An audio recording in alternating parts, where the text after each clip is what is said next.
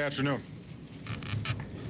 Today I accepted General Stanley McChrystal's resignation as commander of the International Security Assistance Force in Afghanistan. I did so with considerable regret, but also with certainty that it is the right thing for our mission in Afghanistan, for our military, and for our country. I'm also pleased to nominate General David Petraeus to take command in Afghanistan, which will allow us to maintain the momentum and leadership that we need to succeed. I don't make this decision based on any difference in policy with General McChrystal, as we are in full agreement about our strategy. Nor do I make this decision out of any sense of personal insult. Stan McChrystal has always shown great courtesy and carried out my orders faithfully. I've got great admiration for him and for his long record of service in uniform. Over the last 9 years, with America fighting wars in Iraq and Afghanistan, he has earned a reputation as one of our nation's finest soldiers. That reputation is founded upon his extraordinary dedication, his deep intelligence, and his love of country. I've relied on his service, particularly in helping to design and lead our new strategy in Afghanistan. So all Americans should be grateful for General McChrystal's remarkable career in uniform. But war is bigger than any one man or woman, whether a private, a general, or a president. And as difficult as it is to lose General McChrystal, I believe that it is the right decision for our national security. The conduct represented in the recently published article does not meet the standard that should be set by a commanding general.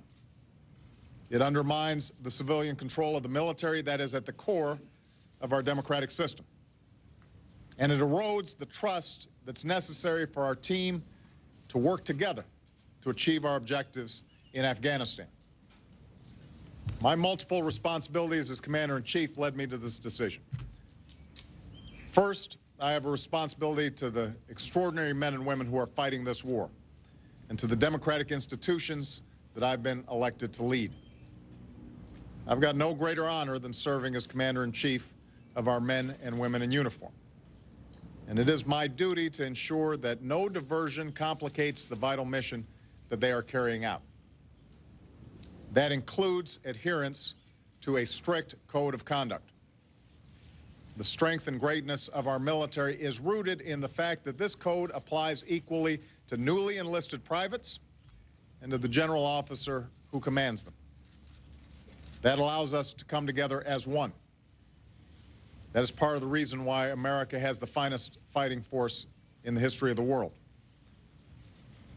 It is also true that our democracy depends upon institutions that are stronger than individuals. That includes strict adherence to the military chain of command and respect for civilian control over that chain of command. And that's why, as Commander-in-Chief, I believe this decision is necessary to hold ourselves accountable to standards that are at the core of our democracy. Second, I have a responsibility to do whatever is necessary to succeed in Afghanistan and in our broader effort to disrupt, dismantle, and defeat al-Qaeda. I believe that this mission demands unity of effort across our alliance and across my national security team. And I don't think that we can sustain that unity of effort and achieve our objectives in Afghanistan without making this change. That, too, has guided my decision. I've just told my national security team that now is the time for all of us to come together. Doing so is not an option, but an obligation.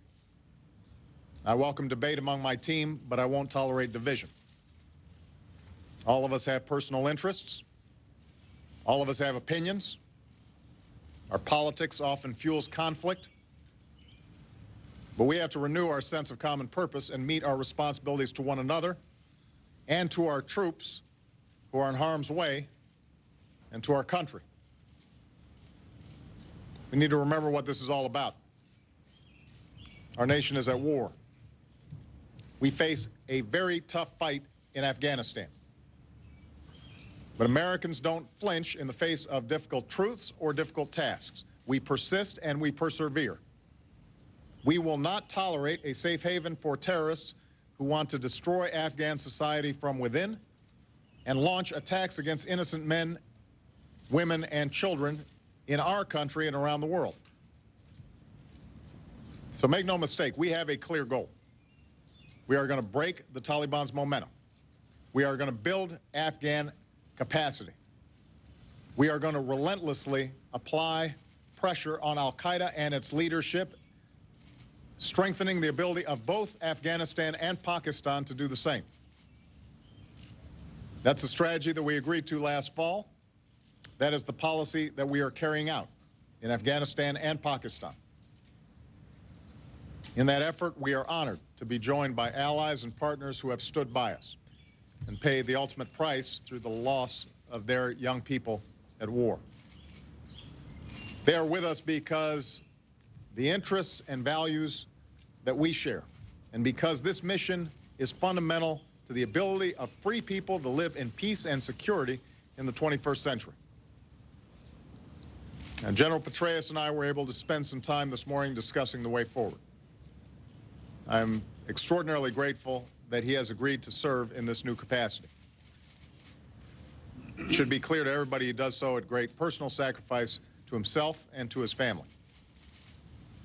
And he is setting an extraordinary example of service and patriotism by assuming this difficult post. Let me say to the American people, this is a change in personnel, but it is not a change in policy. General Petraeus fully participated in our review last fall, and he both supported and helped design the strategy that we have in place. In his current post at Central Command, he has worked closely with our forces in Afghanistan. He has worked closely with Congress. He has worked closely with the Afghan and Pakistan governments and with all our partners in the region. He has my full confidence, and I am urging the Senate to confirm him for this new assignment as swiftly as possible. Let me conclude by saying that it was a difficult decision to come to the conclusion that I've made today.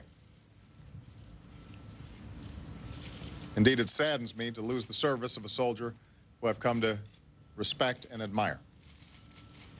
But the reasons that led me to this decision are the same principles that have supported the strength of our military and our nation since the founding.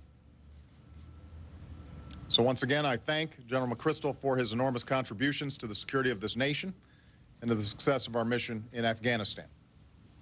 I look forward to working with General Petraeus and my entire national security team to succeed in our mission. And I reaffirm that America stands as one in our support for the men and women who defend it. Thank you very much. Mr. President, can this war be won? They want you to get up.